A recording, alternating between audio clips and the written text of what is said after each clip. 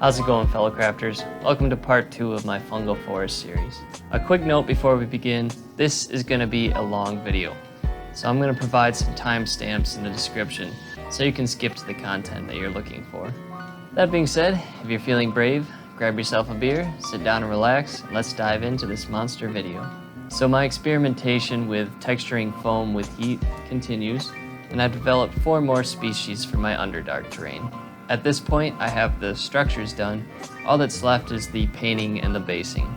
And I have to say, at this point, I'm really excited about this project and I'm happy with the results. When it came to this project, aesthetics weren't my only goal.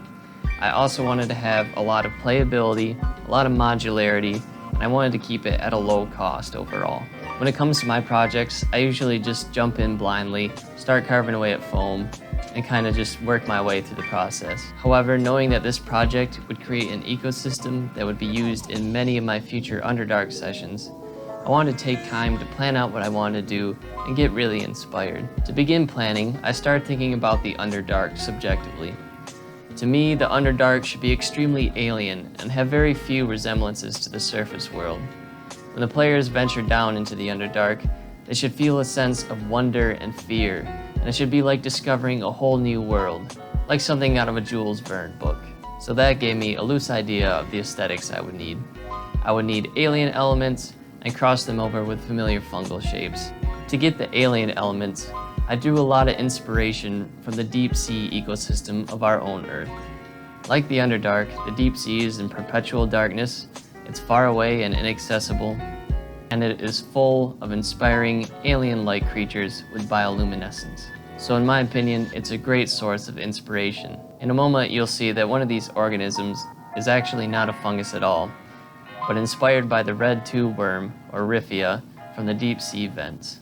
Learning about the biology of this worm really set off my inspiration. I'll provide a link to a video in the description talking about this worm because it is pretty freaking cool. It was at this point, researching the deep sea and all of its organisms, that I really began to let the ecology drive my inspiration for all the different shapes of these organisms. In the next video, the ecology will really heavily influence the painting scheme to all these organisms as well. But before I get lost in the weeds with that idea, let's zoom in and I'll show you all the different organisms of this modular fungal forest. Alright, let's start off by taking a look at the deep sea inspired tubeworms. There are 2 parts to the structure. There's the chitinous shell, and then the plumes, which are the actual worm. Now in real tubeworms, the plumes act like lungs and filter in hydrogen sulfide gas to feed a chemosynthetic autotrophic bacteria that live within their bodies. The bacteria then in turn produces energy from the hydrogen sulfide and gives it back to the worm in a symbiotic relationship.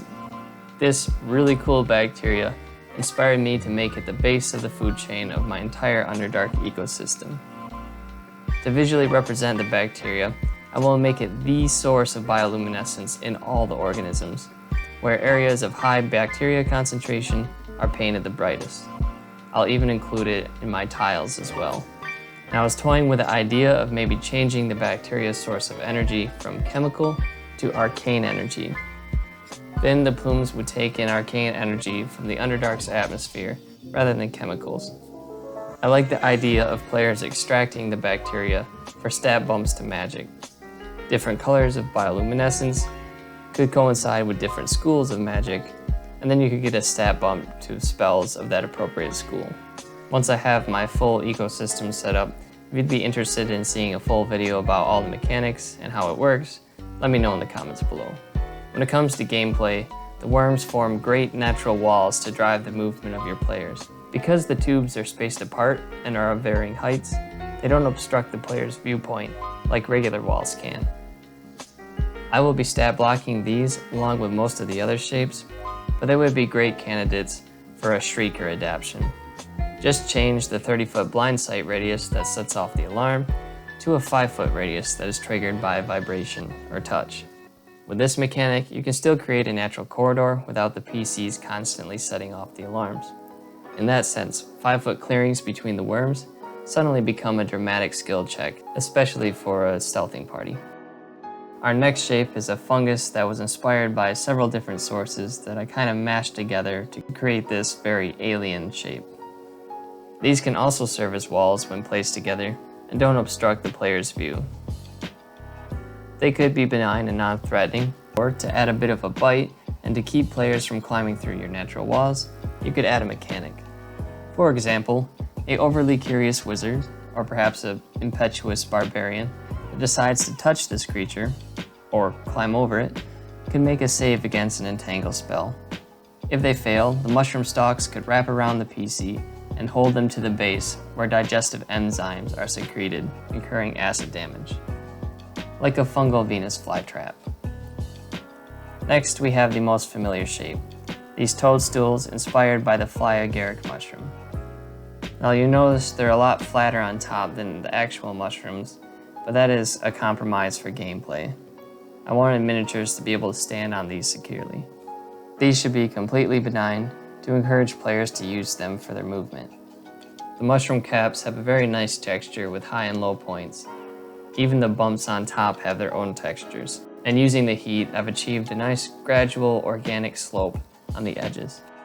On the bottom, I've included the gills, and the stem has a very nice organic texture on it.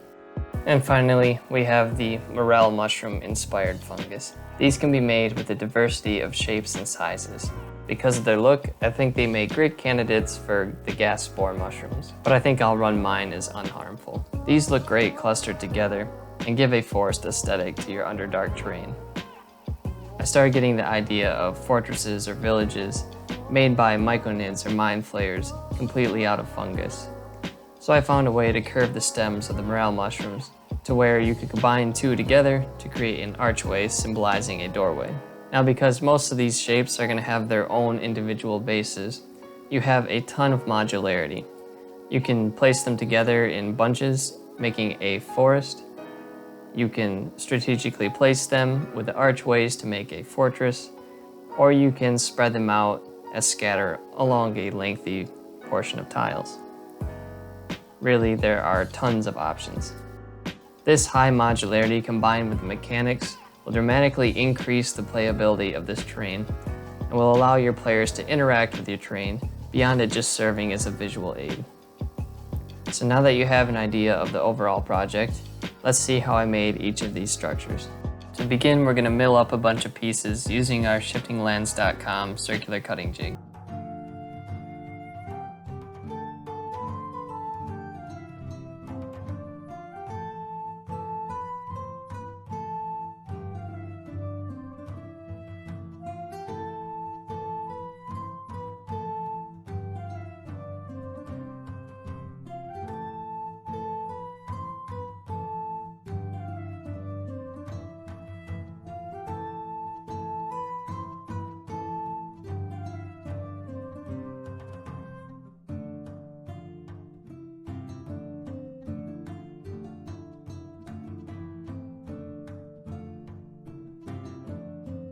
As you can see, very little foam goes to waste, and it was pretty fast and efficient.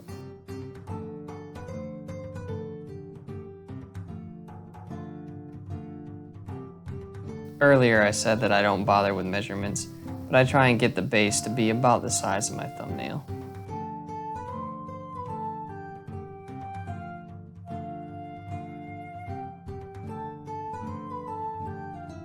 Now for the large ones. Set your wire to slightly below 90 degrees. Cut these tall ones at varying widths by shifting your cutting jig closer and farther away from the wire. When using circular cutting jigs, the higher you go with material, the more irregularity you're going to get. For this project, that's not really much of a concern. And of course, I had to see if my jerry-rigged version could handle this high of a column without giving too much irregularity.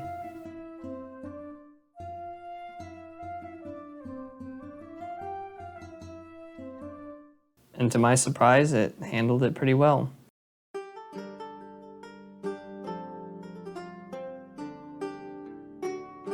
I only had to do a little bit of touching up. To do so, I just cut off any ridges and then file it down to a curve. After the texturing with heat, you won't really see these irregularities.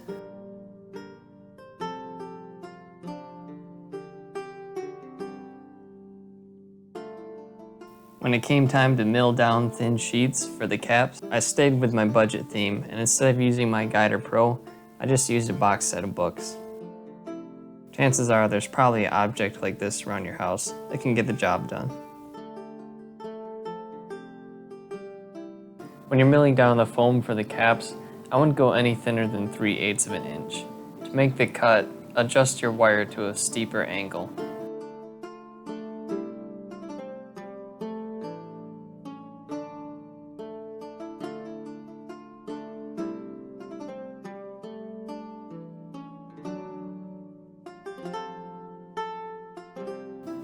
Keep cutting these circles at different diameters for the different sized mushrooms. Later on, we'll be rounding out the shape and texturing it with heat. Once you have a satisfactory amount of cone shapes, caps, and cylinders, you can move on from the boring part and get to the texturing and the assembling.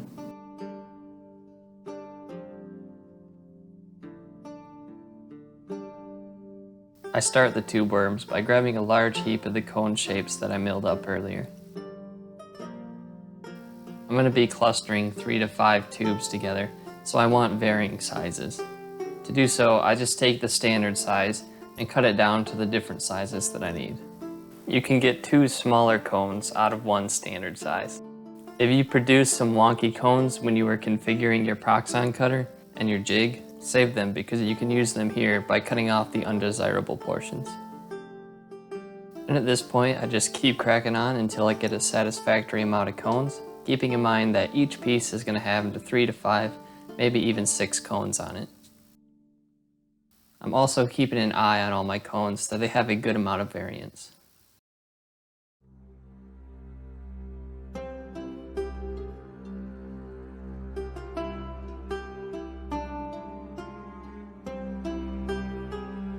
Now it's time to shape and texture the cones with a hot glue gun.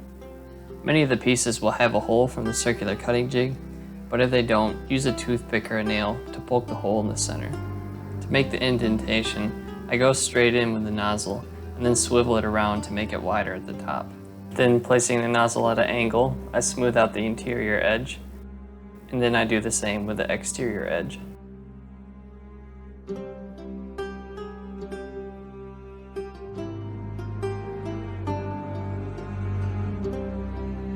This gives it a nice, natural curved edge, as if the worm has worn out the edges. Now I need to add some organic texturing on the sides, like this is built up calcium carbonate. Essentially, I want it to look like it's layers of material. To do so, take the side of your hot glue gun nozzle, rake it up with moderate pressure along the side. This will drag up the fibers and will condense and cauterize them into these ridges. This makes a really cool layered pattern, but with enough irregularity to make it look organic. Continue raking your nozzle up the sides all the way around the cone.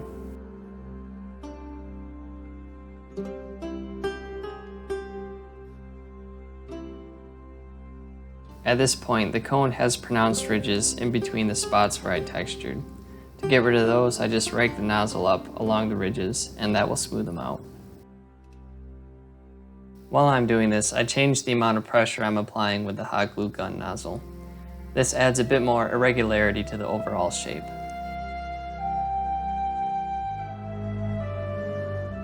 And with that, the first of many shells is complete. For the plumes, go to Dollar Tree and pick up some fake flowers. I found that these particular flowers best suited my needs.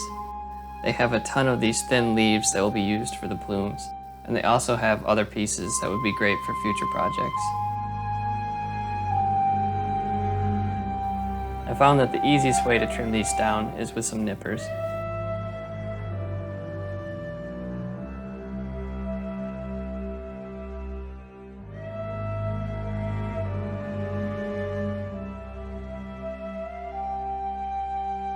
Because I could see these being used in future projects, I just went through with all the flowers and cut all the leaves off.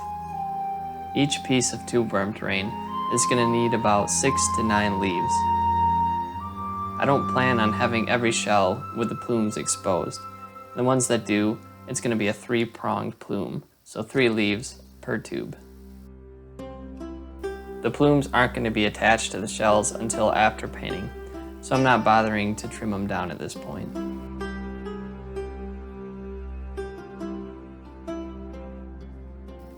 When it came to assembling the clusters of tube worms, I just put the clusters all on one chipboard. To make it so the shells are protruding out at different angles, I made angle cuts on the bottom. I took my time picking and choosing the different sizes and changing the angles of the shells until I was satisfied with the particular cluster's aesthetic. To attach them to the chipboard, I'm using tacky glue because when it comes to the painting phase, I might have to disassemble these.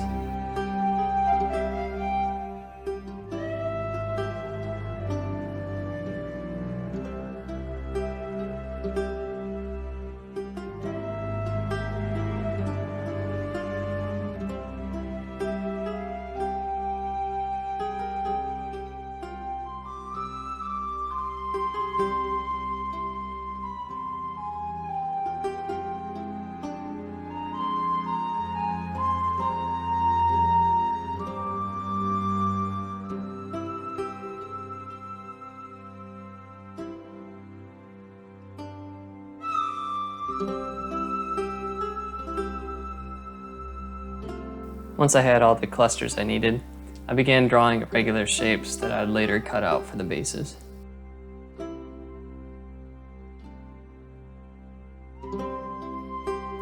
I then used my alpha knife, navigating between the clusters to free up the shapes from the larger chipboard.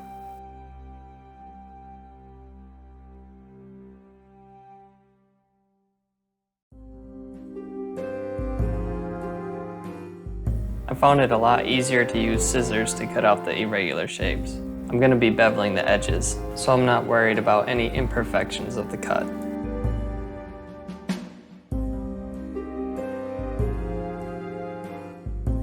These are a bit tricky to handle, so be careful when you're beveling.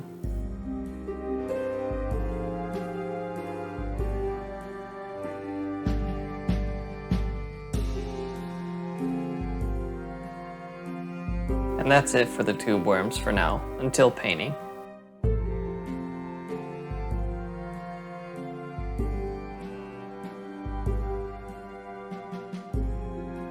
Now for the toadstools.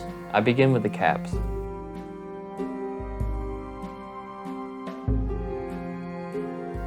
To begin, file down the sharp edges where you made the angled cut with the Proxon.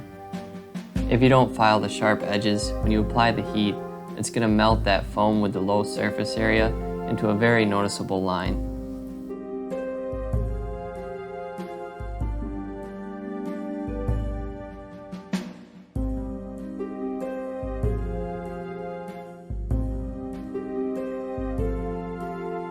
Don't forget the outer edge too. I went in at about a 45-degree angle to smooth out the edge. Now to add the organic texturing.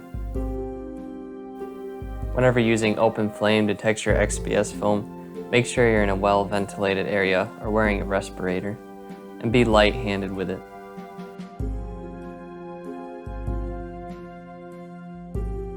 To get the curve on the sloped edge, lightly tap it with the flame, sculpting it into a smooth curve.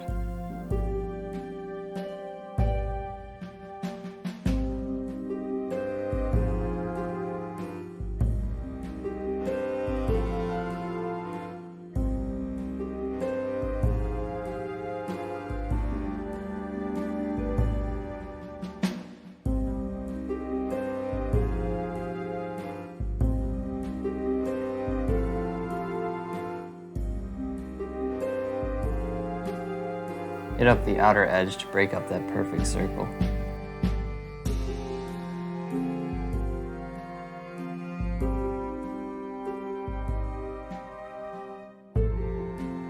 And as you can see, this creates a nice gradual curve on the end with enough irregularity to make it look organic.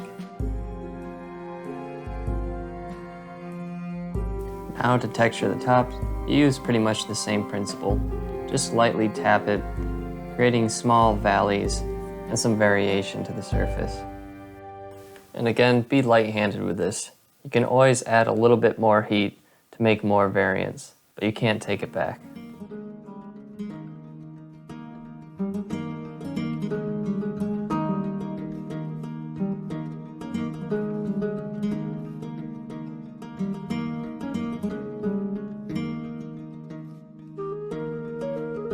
As you can see, at this point it's pretty much lost all of its geometric, uniform look. Of course you could do this with clay, but it would be much more expensive. Now to create the gills. To do this, I go in with an X-Acto knife. I cut 4 slits, then 8, then 16. At that point they're close enough together where I can just start scoring in between the lines.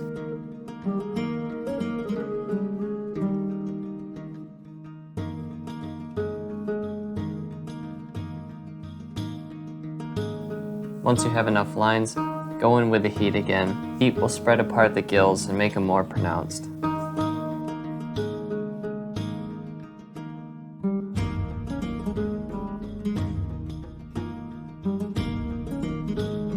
I'm a bit more heavy-handed with this to create a curve on the gills.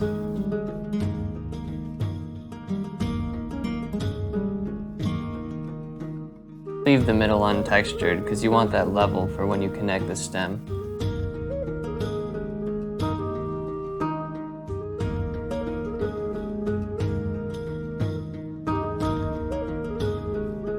But don't forget the outside.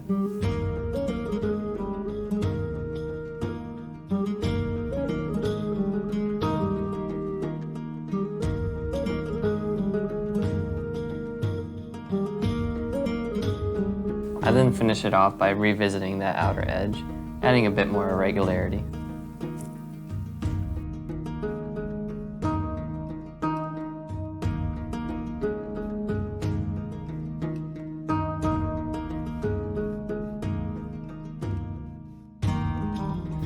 Now to add those famous familiar bumps of the fly agaric.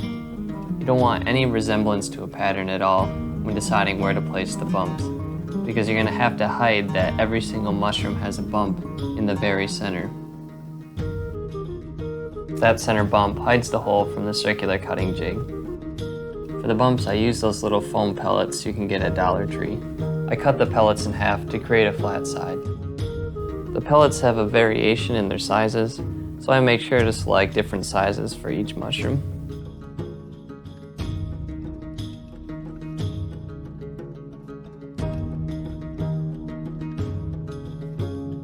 I wanted to add some low points for the wash. As you can see here, I made little divots with a hot glue gun, but at this point it was looking far too uniform. So I went back in and drugged the nozzle across those divots to add a bit more irregularity.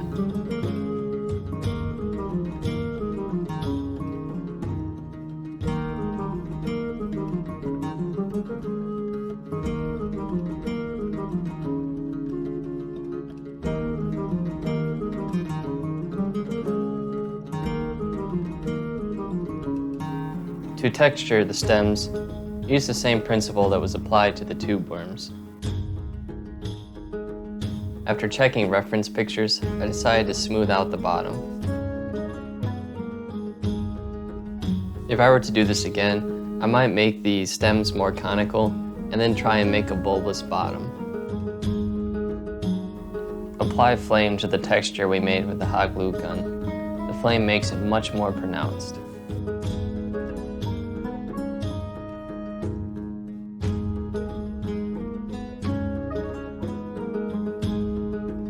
Now to connect the caps to the stems. I nip off the heads of 2 pins, apply hot glue, and insert them into the stem. I then apply hot glue to the pins in the top of the stem, press the cap in, and then insert another pin where the hole was made from the circular cutting jig. And of course, cover the central pin with a bump.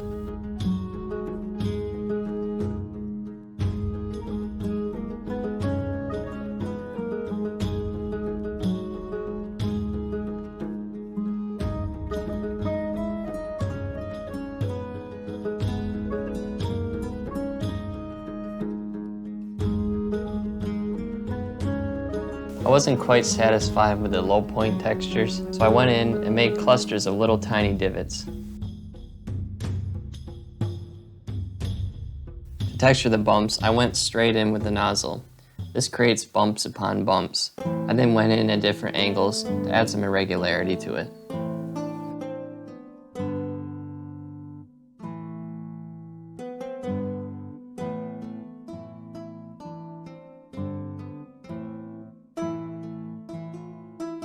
And that completes the toadstools until we get to basing and painting.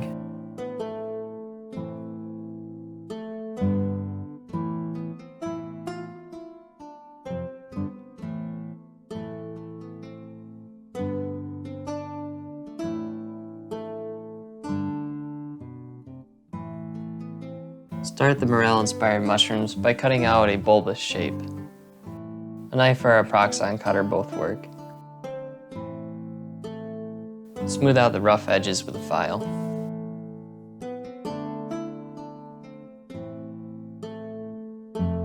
When you're making your bulb-shaped pieces, try and get a nice variety of sizes and shapes. Now for the texturing. This is identical to the texturing technique I used in the violet fungus video. Plunge your nozzle into the foam, creating these circle indentations. Try and preserve the walls between the circles. And continue this all the way around the piece.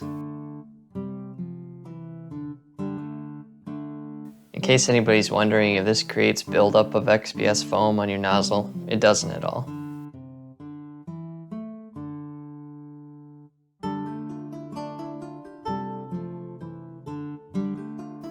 Now start combining the circles, collapsing the walls in between them. I combine 2, 3, sometimes 4 circles, or I'll reinsert the nozzle in a single circle and move it around to add an irregular shape.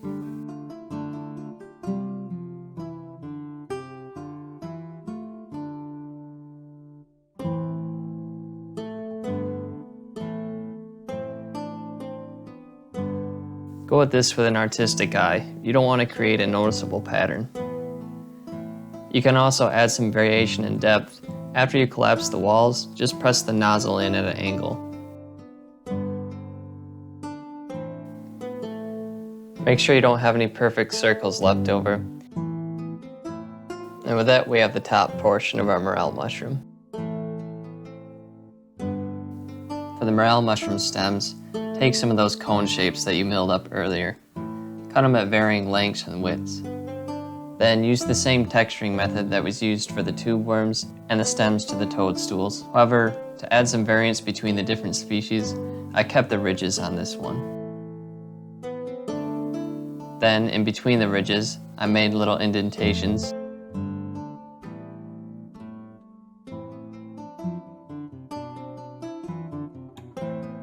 And then I rounded out the bottom.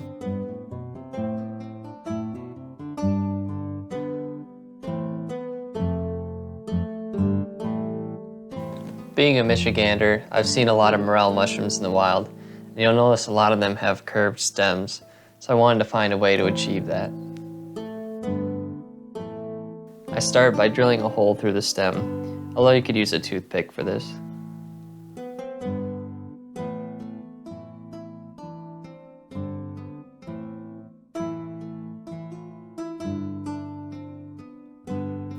At this point, the structure is really rigid with that organic texture. To get rid of that, squeeze the piece. This is going to break up those condensed fibrous lines that you made.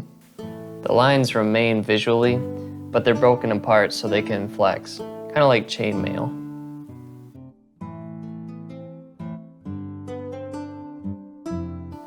Take some stem wire and shape it to the curve you want. Then carefully thread it through the hole that you made.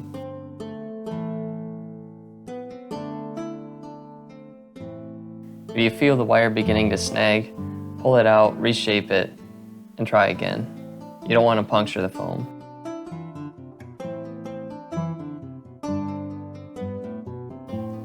Once you're satisfied with the curve of the stem, trim the wire a little bit long.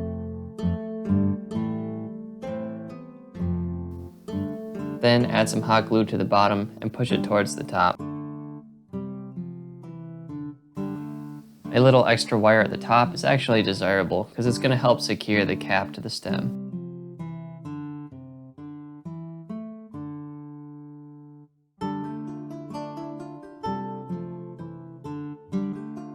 Now, using your hot glue gun nozzle, carve in an indentation for the stem to go in.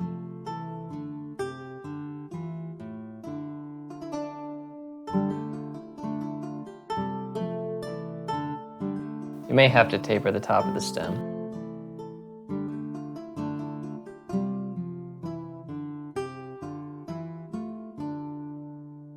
Add some hot glue and connect the two pieces together.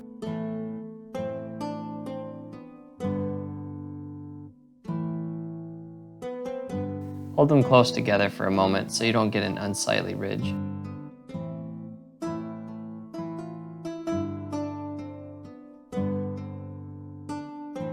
And there you have your curved morel mushroom. And as stated before, you can place two of these together to symbolize a doorway in a fungal fortress or village.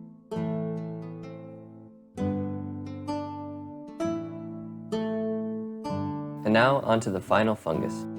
For the base structure, I used these styrofoam balls from Dollar Tree.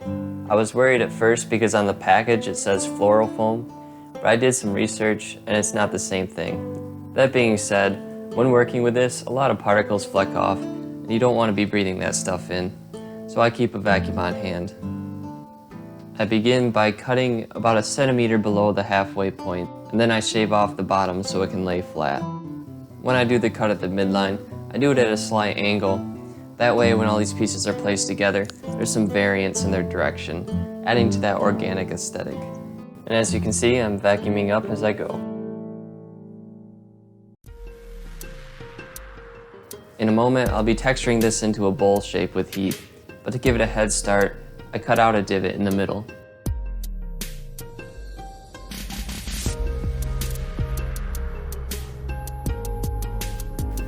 Now, at this point, you want to take proper precautions. This type of styrofoam is far less heat resistant than XPS foam. So in case I apply too much heat, I have a protective glove on. I'm also outside, holding this as far away as possible, keeping the fumes away from me. As you can see, I start by flipping it upside down and creating that gradual bowl shape. I then hit the sides, creating indentations and an irregular shape.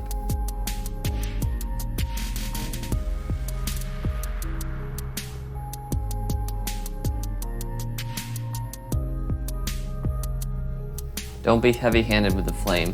Only expose the styrofoam for short periods of time. If you hold it there for too long, the styrofoam begins to melt pretty rapidly. I then very lightly hit the high points that haven't been textured by heat yet. I chose the styrofoam because when exposed to heat, it creates a really cool texture.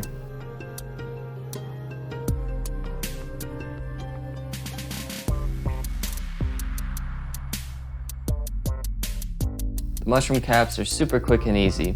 Just grab yourself some parchment paper and your hot glue gun. To create 3 different sizes, I applied different amounts of glue. The glue self-levels into this shallow dome shape, perfect for mushroom caps. The smaller fungal shapes are going to need about 3 caps, and the larger ones about 5.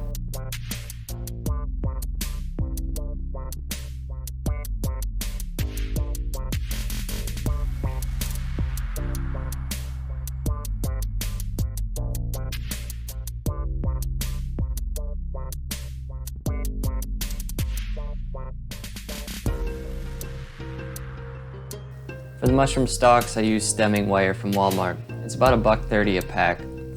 I cut it down to a bunch of varying lengths and then bend it around to an irregular shape. I cut the ends at an angle to help pierce through the hot glue mushroom caps.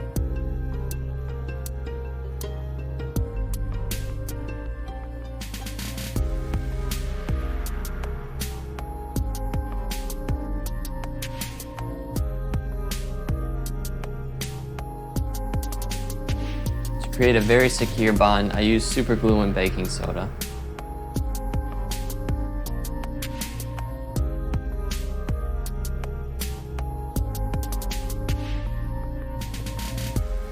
I use a liberal amount of super glue, so when I pierce it into the hot glue, a bit of it builds up on the stem.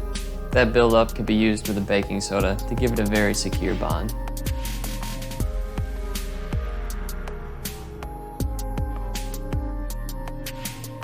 To attach the stalks to the base, I just add a bit of hot glue and pierce them into the foam. Before I pierce the stalks into the foam, I thin out the hot glue with my nozzle. That way I'm not going to create a bead of built up hot glue at the bottom.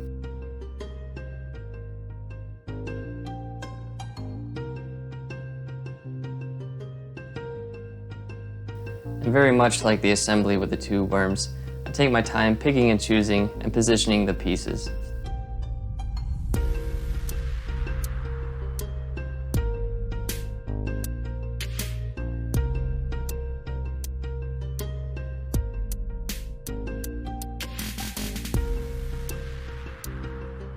And with that, these fungi are ready for painting.